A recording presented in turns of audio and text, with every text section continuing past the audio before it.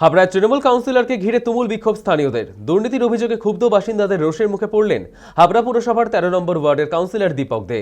অভিযোগ, কারো বাড়ির সামনে ড্রেন নির্মাণ, কারো দোকান তৈরির প্রতিশ্রুতি, আবার দলের বিভিন্ন কাজের নামে বহু মানুষের কাছ থেকে টাকা নেওয়া হয়েছে।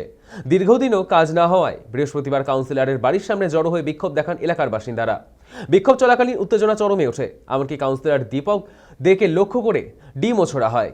এরপর পরিস্থিতি সামাল দিতে শেষ পর্যন্ত অভিযোগকারীদের টাকা ফেরত দেওয়ার লিখিত মুচলেখা দেন কাউন্সিলর। এই ঘটনাকে কেন্দ্র করে তুমুল উত্তেজনা ছড়িয়েছে গোটা এলাকায়।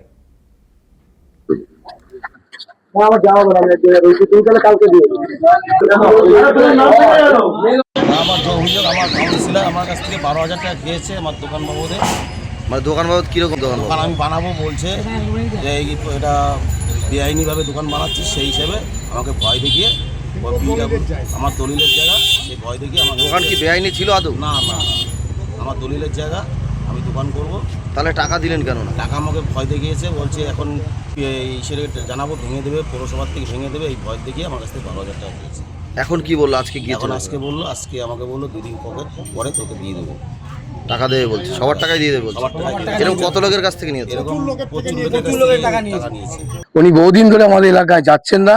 এলাকায় খুব পরিস্থিতি খুবই খারাপ, প্রত্যেকের কাছ থেকে কম বেশি টাকা নিয়েছেন।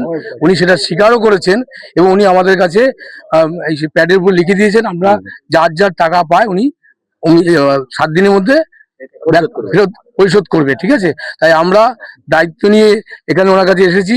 উনি স্বীকারও করেছেন যে আমি লোকের কাছে টাকা নিয়েছি। এলাকার মানুষের কাছ থেকে কার কাছ থেকে 30,000, কার কাছ থেকে 10,000, কার কাছ থেকে 15,000, এই রিপোর্ট আমার কাছে আছে। আমি ওয়ার্ডে গিয়ে আমি তথ্যগুলো নিয়ে ওনার কাছে আমি পুরো লিস্ট পাঠাবো, উনি সেই অনুযায়ী আমাদের টাকা ব্যাক করে দেবেন।